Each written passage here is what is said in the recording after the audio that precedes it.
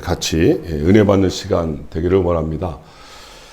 요즘은 너나 할 것 없이 사실 산을 많이 타지 않습니까? 산 그러면 제일 먼저 우리에게 떠오르는 게 어떤 프레시함이랄까, 신선함, 그리고 어떤 자연의 그 아름다움, 그리고 어떤 편안함, 안식, 쉼, 그런 좋은 이미지들이 우리에게 너무나 다가오죠. 그 산이 가지고 있는 특징 중에 가장 큰 특징이 뭘까? 그렇게 생각해 보면 산은 변하지 않는다는 것이죠. 그죠? 변하지가 않고 언제 가봐도 항상 그 자리를 지키고 있다는 게 그 산의 특징이 아닐까, 그런 생각을 하게 돼 봅니다. 그런데 실제로 산에 가보면 우리가 생각하는 거하고는 너무나 다른 아주 민감한 상황에 부딪히게 되는데, 그게 뭐냐면 날씨죠. 날씨. 그 날씨가 산에 가보면 정말 수시로 변하는 걸 느낄 수 있어요. 그래서 그로 인해서 전혀 예상하지 않았던 많은 어려움들을, 위험들을 우리는 만나게 되는 것을 또 뉴스를 통해서든 또 우리가 직접 경험해 봐서 알게 되는 것이죠. 그것은 어쩌면 마치 우리 인생을 이 산이 대변해 주는 것 같은 그런 인상을 받게 되는 것이죠. 일전에도 한번 말씀드린 바 있었던 것 같은데, 제가 잊지 못할 사건이 있었습니다. 동료 선교사님 두 분과 현지 사역자 한 분이랑 같이 모여서 기도하며 일정을 준비하고 그 시골 오지로 선교 여정을 떠났거든요. 그렇게 우리가 계획했던 여정으로 다니면서 복음을 전했습니다. 그런데 한 곳에 이르러서 예상치 않은 장벽을 만나게 된 거죠. 그때가 한 5월경이었거든요. 5월경이었기 때문에 우리는 그 산이 눈으로 덮이리라는 것은 생각도 못했습니다. 또 뭐 덮였다 한들 5월 정도니까 그 정도라면 충분히 넘어갈 수 있겠다라고 그렇게 생각을 한 거죠. 또 경험적으로 체험을 해봤으니까 쉽게 생각을 했어요. 그래서 그 두 갈래 길에서 우리는 쉽게 생각하고 그 산을 넘어서 가기로 결정을 했거든요. 그런데 어떤 사람이 그때 마침 우리가 가려고 하는 그쪽 방향에서 내려오고 있는 거였어요. 그래서 한번 확인을 했죠. 그분한테 이쪽 길로 가도 되겠냐. 근데 그분이 우리한테 알려주는 거예요. 그쪽으로 가면 안 된다.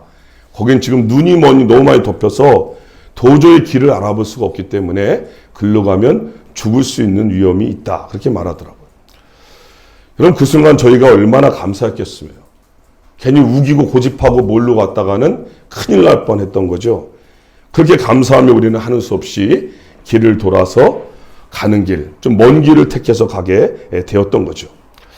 그렇게 해서 그날 한 장소에 도착해서 머물며 새벽에 길을 떠나려고 하는데 날씨가 너무 안 좋은 거예요. 오죽하면 밤새도록 비가 내렸는데 거하는 곳이 마땅치 않다 보니까 계속해서 비가 샜던 거예요.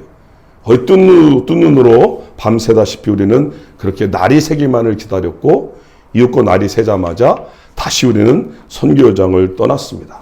근데 여러분, 얼마나 갔을까요? 얼마나 갔을까? 그 길이 이제 외길이 되더라고요. 두 명도 걸을 수 없는 외길을 만나게 되면서 우리는 한 사람 한 사람씩 그렇게 한 줄로 서서 걷고 있는데, 갑자기 천둥 번개가 우르릉 쾅 치면서 왼쪽에 있는 절벽의 정상을 때린 거예요. 그리고 그 순간 위에서 깨어진 돌들이 우리 위로 쏟아져 내리고 있었던 거죠. 그럼 순식간에 발생된 일이라 저와 한 동료는 뒤쪽으로 뛰었고, 또 다른 동료와 현지 사역자는 앞쪽으로 뛰었습니다. 그리고 서로 엎드렸습니다. 잠시 후에 진정이 돼서 고개를 들어서 보니까 그 낙석들이 앞쪽으로 떨어져 버린 거예요. 그리고 불행하게도 우리 현지 사역자의 머리를 때렸습니다. 그럼 그 산골오지에서 그런 일이 벌어졌으니 어떻게 해요? 일단 그것을 피해야 하기 때문에 그 사역자는 피를 흘리고 있었고 의식을 잃어버렸어요. 그래서 도움을 요청하러 다른 지름길로 가려고 하는데 그때마다 사방에서 우르릉 쾅 하면서 또 돌들이 계속 막 떨어지는 거예요. 정말 어디로 가야 할지를 모르겠더라고요. 그렇게 우선 현지인들이 집이 몇 채 있는 곳으로 겨우 간신히 이제 저희가 도착을 했습니다. 그리고 그곳에서 동료 한 분을 먼저 보내면서 도움을 요청하러 보내고 기다리고 있는데 또 산에서 집채만한 바위가 굴러오면서 바로 우리가 머무는 그 앞에까지 와서 딱 멈추어 서는 거예요. 여러분, 그러니 어떻겠습니까? 여기에 더 있다가는 또 큰일 나겠다라는 생각이 들지 않겠습니까? 그래서 현지인들의 도움을 받아서 짐을 나르는 그 바스켓을 개조해서 우리 아픈 형제를 싣고 앞뒤로 받쳐주면서 그 자리를 떠난 거예요. 여러분, 그런데 그거 아십니까? 그 길을 떠났는데요, 언제 또 떨어질지 모르는 그 낙석에 대한 두려움, 그 위험 속에 그 한복판을 지금 지나가야 되는 거예요. 그래서 먼저 한 사람이 앞에 가서 돌이 떨어지는가 살펴보면서 괜찮으면 오라 그러면 사인을 주면 또 그때 가고, 그러면서 가까스로 그 뒤를 따라서 우리는 또 다른 곳에 머무를 수가 있었습니다. 여러분, 그 길을 지나가면서 제가 할 수 있는 것이 뭐가 있겠습니까? 누가 시키지 않아도 저절로 제 입에서 고백이 터져 나오더라고요. 하나님 도와주세요. 하나님 도와주세요. 여러분, 하나님의 도우심을 구할 수밖에 없더라고요. 그렇게 하나님의 도우심으로, 하나님의 지키심으로 기적적으로 우리는 군용 헬리콥터를 타고 수도로 돌아올 수가 있었습니다. 지금 그 다친 형제도 사역을 잘하고 있었습니다. 하나님께서 회복시켜 주신 것이죠. 여러분, 제가 이 사건을 경험하면서 배운 게 두 가지인데, 그것이 바로 우리가 오늘 읽은 본문의 내용입니다. 오늘 본문 속에서 두 가지를 찾아보는데, 첫 번째는 뭐냐면 8절 말씀 같이 한번 보시죠. 8절입니다. 8절 말씀 시작. 여호와께서 너의 출입을 지금부터 영원까지 지키시리로다. 아멘.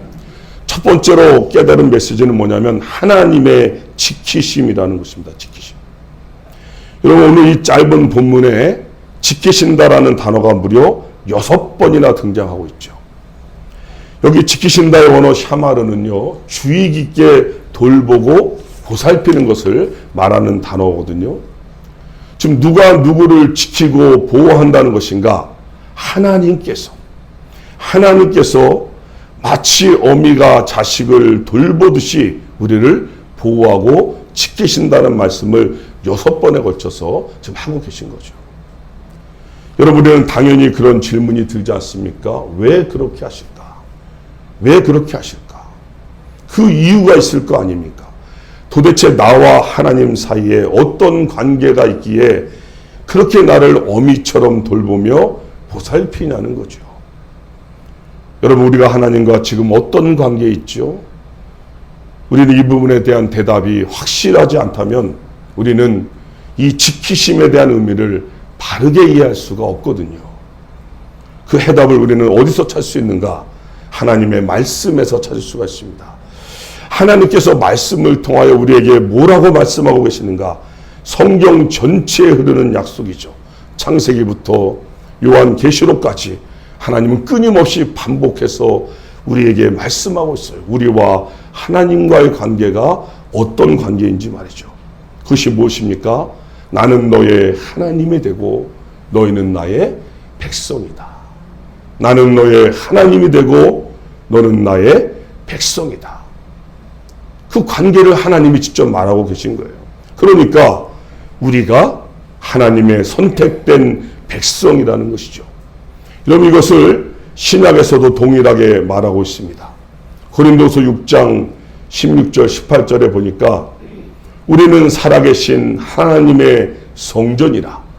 이와 같이 하나님께서 이르시되 내가 그들 가운데 거하며 두루 행하여 나는 그들의 하나님이 되고 그들은 나의 백성이 되리라.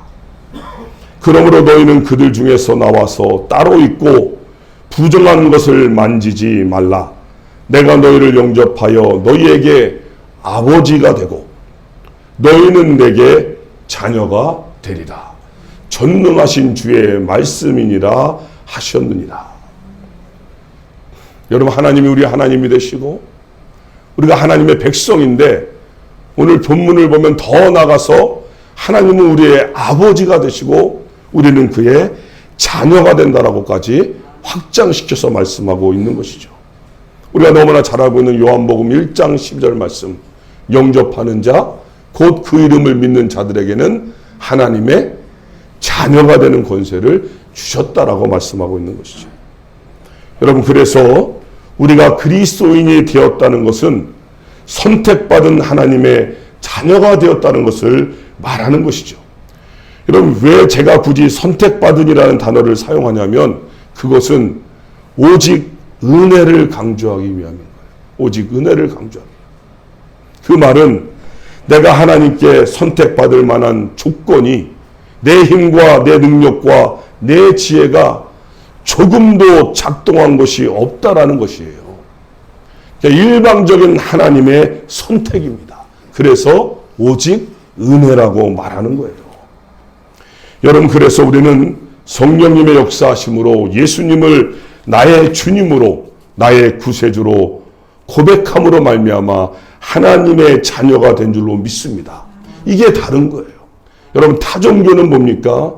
타종교와 기독교가 다른 것은 다른 것이 아니에요. 타종교는 자신들이 노력과 선행과 부재와 모든 것을 총동원해서 신에게로 나아가는 거예요. 왜 그들이 그렇게 나아갈까요? 여러분, 이슬람의 라마단이 뭔지 아세요?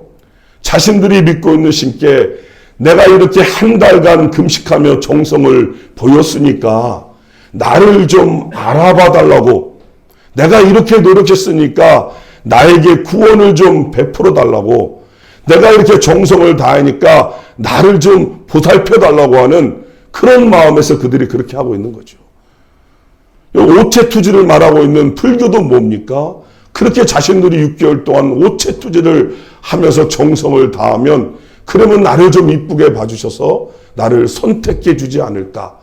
그런 의도에서 모두가 다 자신의 노력과 선행을 통하여 나를 선택해 주기를 바라고 있는 인간이 신을 향한 노력의 차원에서 타종교는 접근을 하는 것이고, 우리 기독교는 아니에요. 나의 노력과 나의 선행은 1%도 들어있지 않습니다. 오직 하나님의 일방적으로 우리를 선택하신 거예요. 그래서 우리가 오직 은혜라고 말하는 것이거든요.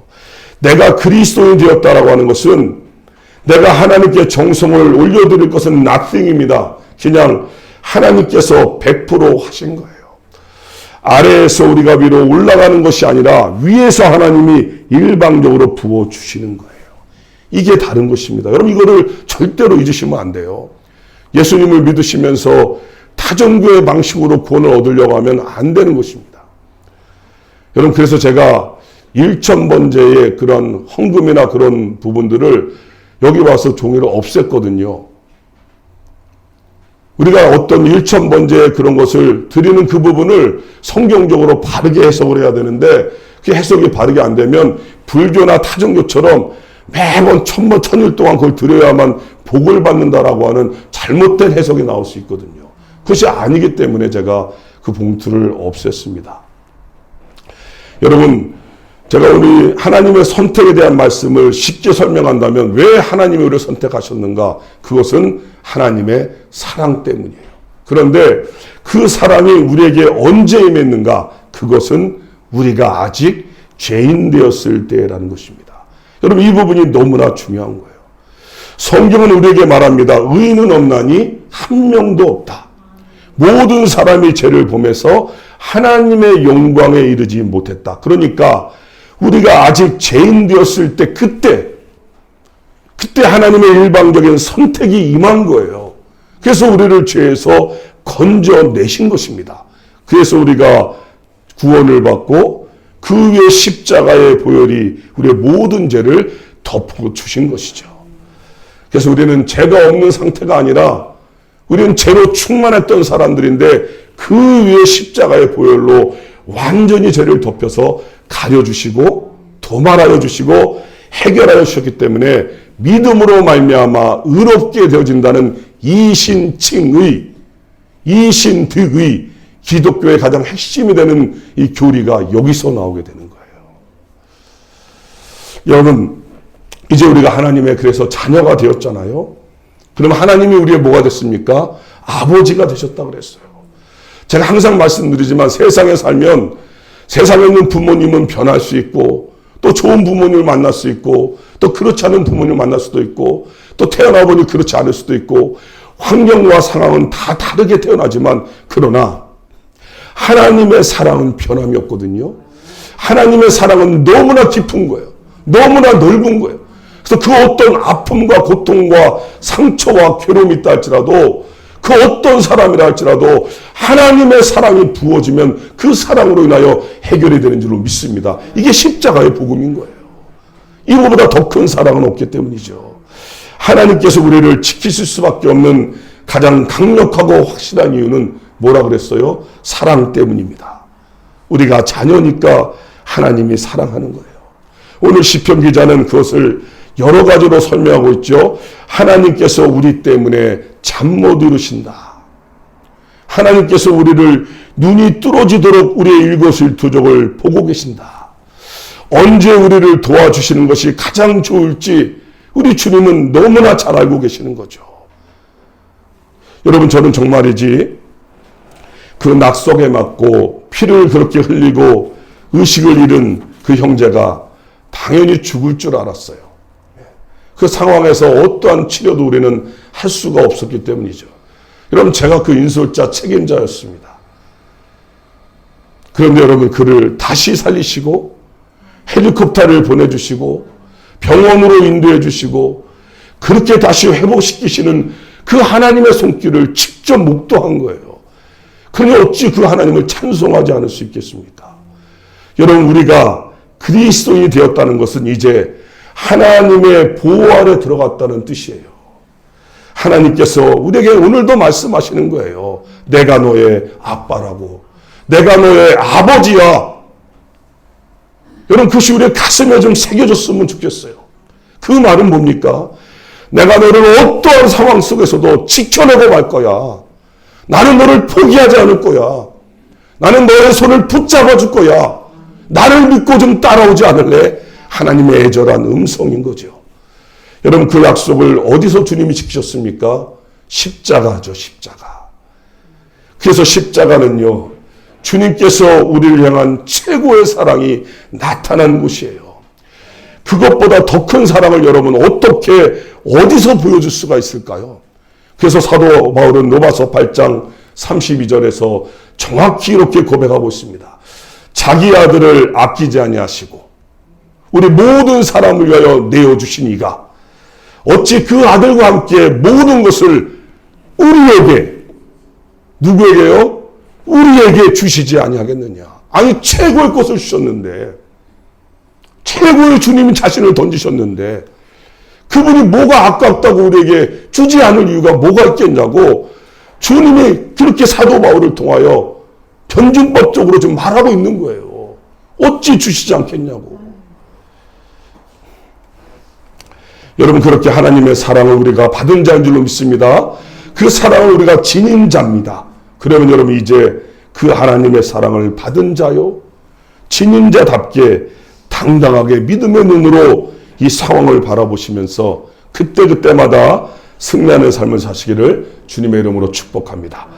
오늘 또 한 가지, 오늘 본문을 통하여 말씀하시는 메시지는 1절 말씀인데요. 1절 말씀 같이 한번 보시죠. 1절입니다. 시작. 내가 산을 향하여 눈을 들리라. 나의 도움이 어디서 올까? 아멘. 여러분, 오늘 본문을 통하여 말씀하시는 또 한 가지 뭐냐면 함께함이라는 것입니다. 첫 번째가 지키심이라면 또 한 가지는 함께함이에요. 오늘 본문의 배경은 그 시작에서 힌트를 주고 있죠. 오늘 본문에 뭐라고 써 있습니까? 성전에 올라가는 노래다. 성전에 올라가는 노래다. 여러분, 이 말이 뭐겠어요? 당시의 이스라엘 백성들은 디아스포라로 흩어져 있었잖아요. 그 흩어져 있던 유대인들이 1년에 3차례 명절에 예루살렘으로 집결하는 거예요. 우리 설 명절처럼, 추석 명절처럼 같이 이렇게 모이는 거예요. 다 같이 예루살렘에 집결하는 거거든요. 여러분, 말이 그렇지 그렇게 먼 곳에 흩어져 살다가 예루살렘 성전을 향하여 올라가는 그 여정이 생각만큼 쉽지가 않은 거예요.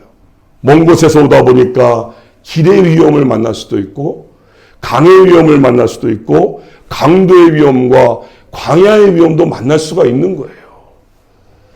여러분, 오늘 본문은 그런 위험을 만날 수밖에 없는 그들의 삶을 보여주고 있는 거거든요. 여러분, 그러니까 그런 인생길을 걸어가면서 그들에게 당연히 터져나올 수밖에 없는 고백이 뭐겠습니까? 그런 어려움을 만날 때마다, 힘든 일을 만날 때마다 하나님 도와주세요. 하나님 함께해 주세요. 그런 고백이 터져나올 수밖에 없는 거죠. 나의 도움은 하나님에게밖에 없습니다. 나의 도움이 어디서 올고, 2절에 뭡니까? 나의 도움은 천지를 지으신 여호와에게서로다. 이 고백을 하면서 그들은 그 광야의 여정을 걸어가는 것이죠. 여러분, 이것이 우리 그리스도인의 삶임을 사실은 가르쳐주고 있는 거 아닙니까? 그리스도인으로 살아간다는 것 자체가 외로울 수 있어요. 또 고달플 수도 있고 때로는 고통스러울 수도 있습니다. 그런데 여러분, 잘 보니까 오늘 우리가 무엇을 깨닫게 되냐면 혼자가 아니라는 거잖아요. 혼자가 아니라는 거죠. 같이 동행하는 동역자들이 있다라는 거예요. 그들은 같은 목적을 가지고 예루살렘 성전을 향하여 나아가고 있는 거 아닙니까? 오늘 우리 양주 명성교회라는 이 교회에 우리가 예배하러 나오는데 나 혼자 나오는 게 아니라 우리 주위를 보세요. 그죠? 같이 하나님 앞에 나오는, 함께 나오는 분들이 계신 거잖아요.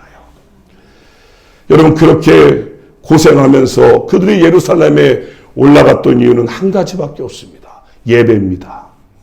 하나님의 말씀에 대한 순종이었습니다. 그런데 그 앞에 그들이 무엇을 만난다고요? 장애물을 만나고 난관들이 있는 거예요. 그것이 현실이었어요. 여러분, 우리가 실제 삶에서 만나는 난관들은 사실 너무나 리얼입니다. 정말 견뎌내기 어려운 사건들이 너무 많지 않습니까? 오죽하면 죽고 싶은 심정까지 들지 않나요? 이게 사실인 거예요. 사실인 거예요. 가정에서, 직장에서, 사업장에서, 우리의 삶의 터전에서 너무 다양하게 찾아올 수밖에 없죠. 그래서 우리는 그때마다 고백이 터져나올 수밖에 없는 거예요. 하나님 도와주세요. 하나님 해결해 주세요. 하나님만이 우리의 해결자이십니다. 그 고백을 동일하게 하고 있는 것이죠. 여러분, 우리 그리스도인의 삶은 어떤 이유든 간에 이 고백이 터져나올 수밖에 없죠. 그럼 그분들이 지금 바로 우리 옆에 앉아 계신 우리의 지체들 아니겠습니까? 나만 당하는 고통, 나만 당하는 어려움이 아니라는 거죠. 우리 모두가 똑같은 상황일 수밖에 없어요. 그러니까 서로를 향해서 화이팅하라고 기도하며 중보해야 되는 줄로 믿습니다. 여러분, 오늘 본문에서 우리에게 무엇을 가르쳐 줍니까? 그렇게 우리의 인생길에 주님께서 함께 하셨듯이 우리도 서로에게 함께함으로 살아가는 존재가 되라는 말씀인 거죠. 여러분, 지키심이 하나님의 수직적 사랑이라면 이 함께함은 수평적 사랑, 우리의 수평적 사랑을 말하는 거라고 그렇게 바꿀 수 있을 것입니다. 그래서 오늘 본문은 서로 격려하고 서로 위로해주고 있지 않습니까? 이게 우리의 그리스도인들의 모습임을 가르쳐 주는 것이죠. 저도 어제 설 명절에 부모님께 인사를 드리러 갔습니다. 같이 또 형제 또 조카들 모여서 같이 예배하고, 그러면서 이제 어머니 생신이 며칠 뒤에 찾아오기 때문에 생일 케이크도 같이 하면서 한마디씩 돌아가면서 생일 축하 메시지를 그렇게 나누게 됐는데, 그냥 제 차례가 왔는데 저는 딱 문득 그게 떠올랐어요. 지금까지 살아계셔 주셔서 같이 이렇게 함께 할 수 있어서, 함께 할 수 있어서 감사합니다. 그냥 그 고백밖에 안 나오더라고요. 그죠? 여러분, 우리가 이 땅에 얼마나 더 살지 모르겠지만 주어진 기간 동안 함께하며 함께 예배할 수 있다는 것, 사실 이거보다 더 큰, 그죠? 하나됨이 어디 있을까? 그런 생각을 제가 해보게 됐습니다. 여러분, 하나님께서 함께함으로 살아가라고 만들어주신 대표적인 곳이 두 곳이 있잖아요. 하나가 가정이고 또 하나는 교회죠. 그죠? 아담을 만드시고 너무 외로워 보이니까 하나님께서 누굴 만들어 주십니까? 하와를 만들어 주셨잖아요. 왜요? 함께 하라고. 함께 하라고 만들어 주셨어요. 여러분, 또 하나는 교회지요. 물론 우리 각자가 신부요 교회지만 우리 주님께서 말씀하시는 유기적인 교회는 예수님을 머리로 해서 모두가 다 하나 되는 함께하는 교회거든요. 그래서 교회의 출발 자체도 결국 함께함입니다. 함께함. 여러분 그래서 한번 보십시오. 처음부터 원수마귀가 뭘 하고 있는가? 그렇게 하나님께서 친히 세우신 가정과 교회를 어떠한 수단과 방법을 총동원해서라도 깨뜨려 버리려고 하고 있지 않나요? 지금은 아주 너무나 교모해졌거든요. 언제나 이 대중이라는 여론몰이와 또 인권, 다양한 문화, 매스미디어를 통해서 엄청난 영향력을 발휘하고 있잖아요. 그럼 지금 동성애가 가장 대표적인 거 아니겠습니까? 가정 자체의 질서를 이제는 완전히 무너뜨려 버리고 있는 거예요. 여러분 그래서 우리 그리스도인은 다른 것은 몰라도 시대를 분별하는 영적인 분별력을 잃어버리면 세상이 이끄는 대로 그냥 나도 모르게 끌려다닐 수밖에 없는 거예요. 여러분 우리는 이 시대의 문제를 끌어안고 사회를 변혁하는 자리로 나아가는 사람들이 아니에요. 수요일인가 어떤 분이 오셔갖고 예배 들어와서 너무나 감사했는데 알고 봤더니 어디 당에 가입하라고 우리 성도님들 그걸 할 수 없겠냐고 그렇게 물어보셔 깜짝 놀랐거든요. 여러분 교회는 그런 곳이 아닙니다. 사회를 변혁하는 자리로 나아가는 사람들이 아니라 그 문제를 동일하게 절실하게 끌어안고 우리는 십자가 앞으로 나아가는 사람들인 거예요. 우리는 하나님께로 가져가서 하나님께 도움을 간구하는 사람들이에요. 관심이 없는 게 아니라 하나님 앞에 나아가 엎드리는 사람들이에요. 이게 차원이 다른 것입니다. 여러분 저는 일전에 사도행전 20장을 묵상하면서 제게 와닿았던 단어가 하나 있습니다. 그게 뭐냐면 함께 가는 자였거든요. 우리는 자꾸만 사도 바울 주인공에게만 초점을 맞추고 있죠. 그런데 성경은 그게 아니었어요. 사도 바울이 그렇게 하나님의 사역을 잘 감당할 수 있었던 비결, 그것이 무엇인가? 다른 것이 아니었어요. 함께함이었어요. 동일한 목적과 비전을 가지고 함께 가는 사람들이 있었기 때문에 사도 바울의 그 위대한 사역이 가능했다는 것을 성경이 보여주고 있는 것이죠. 여러분 부부는요 함께 가는 자죠. 그것이 회복된 가정이에요. 여러분 교회도 함께 가는 자죠. 아무리 성도님이 탁월해도 또 아무리 목사가 앞장서서 가도 서로 함께 가지 않으면 하나님께서 일하실 수가 없죠. 그래서 우리는 다른 것으로 하나가 되는 것이 아니라 교회의 본질이 뭡니까? 예배와 기도로 하나 되는 거예요. 예배와 기도로 함께 가는 자로 집중되어져야 되는 거예요. 그거 잘하면 때가 되면 하나님께서 하나님의 때에 일으켜 줄 줄로 믿습니다. 이런 말씀을 맺어보겠습니다. 여러분 저는 그런 생각을 해보게 되었습니다. 서론에서 말씀드렸던 그 낙석이 만약에 나 혼자 있었을 때 일어났다면 내가 그 낙석을 머리에 맞고 피 흘려 쓰러졌다면 나는 어떻게 되었을까? 죽었겠죠. 그죠? 왜요? 함께 가는 자가 없었잖아요. 그러나 그날 우리는 함께 가는 자들이 있었습니다. 우리는 일심으로 그 영혼을 살리기 위해서 기도하고 중보하며 하나님 도와주세요. 하나님께 도움을 간구했거든요. 여러분 그리고 깨닫게 되었습니다. 하나님의 지키심이 함께 가는 자들을 통하여 지금도 역사하시는구나. 구경자가 아니고 방관자가 아니고 나의 유익만을 추구하는 사람들이 아니라 이 시대의 진정 하나님의 자녀로서 그 지키심을 경험하는 자들이, 그 은혜를 아는 자들이 바로 함께 가는 자들이구나. 여러분 그리고 그들을 통하여 하나님께서는 지금도 변함없이 위로하시고 도와주시고 하나님의 기적을 행하신다는 말씀을 깨닫게 되었습니다. 여러분 그렇게 일평생 하나님의 사랑을 받은 자로서, 하나님의 지키심을 받은 자로서 이제는 함께 가는 자로, 함께함으로 우리 이웃에 하나님의 사랑을 전하는 축복의 통로들이 다 되시기를 주님의 이름으로 축복합니다. 기도하시겠습니다. 하나님 감사합니다. 주님의 은혜의 보좌 앞에 저희가 함께하는 자로 모이게 하셔서 나 혼자 예배하는 것이 아니라 거룩한 그 하나님의 이름을 같이 함께 찬송하며 경배하며 올려드릴 수 있는 바로 이 자리에 있게 하신 것 하나님 너무나 감사합니다. 언제나 우리를 지키시고 우리와 함께 하신 그 주님의 사랑에 힘입어서 그 사랑을 받은 자답게 이제는 우리의 삶의 현장에서 그 사랑을 마음껏 나누어주는, 그래서 어려움과 아픔이 있는 곳에 함께하는 자로 같이 기도하고 예배하며 하나님의 영광을 드러내는 이 시대 귀한 일꾼들 다 될 수 있도록 한 분 한 분을 축복하여 주시옵소서. 예수님의 이름으로